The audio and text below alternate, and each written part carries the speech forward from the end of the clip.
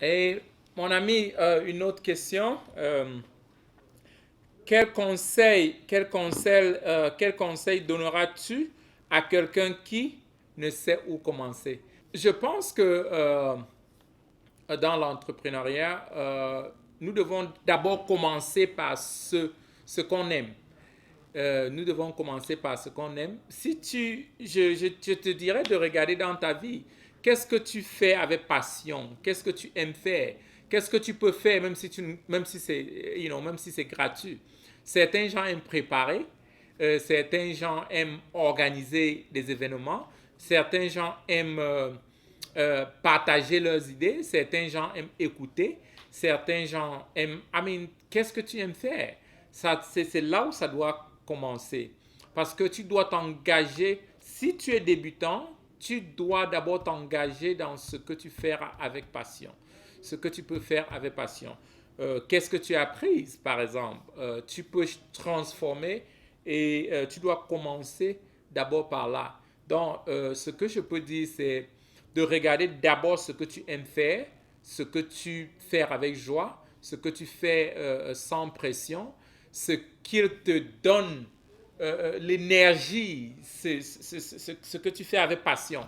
Par exemple, je fais du coaching et je traîne les salesmen et puis j'aide d'autres entrepreneurs à gérer leur entreprise. Par exemple, pour moi, je me réveille souvent à 4 heures juste parce que je veux m'engager dans quelque chose immédiatement. Donc, je ne le fais pas avec pression, par exemple. Imagine si s'il fallait peut-être que je travaille comme docteur, je n'aime pas être à l'hôpital, je n'aime pas voir le sang. Tu vois, si j'essaye de le faire pour gagner de l'argent, ce sera un peu comme si c'était contre nature.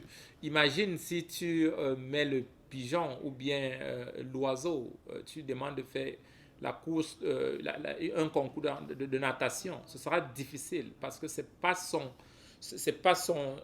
là où il les est sa capacité normalement. Et chacun de nous a cette place-là, cette chose unique, cette chose qu'on te connaît avec, cette chose où tu te sens toi-même, tu te sens dans ta peau, comme on dit.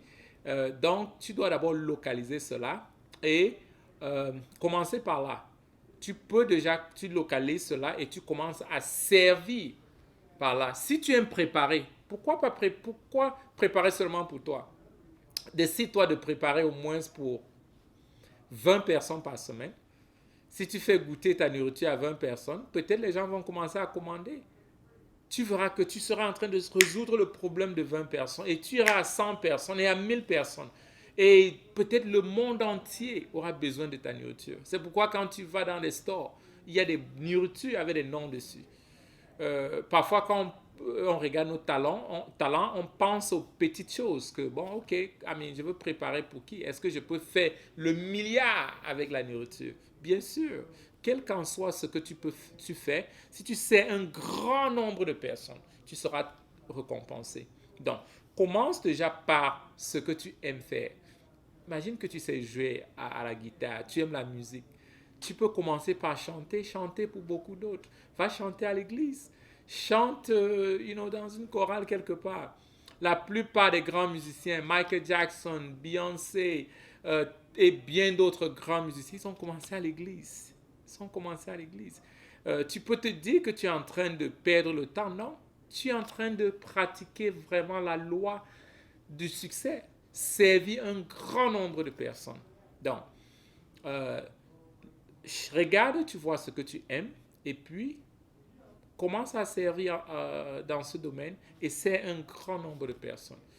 Et en servant, tu vas te cultiver, et puis tu apprends de quelqu'un qui fait la même chose mieux que toi, et puis, bingo, tu seras au top. Donc, commence là où tu es avec ce que tu aimes faire. Quelle est ta passion? Donc, vas-y, essaye.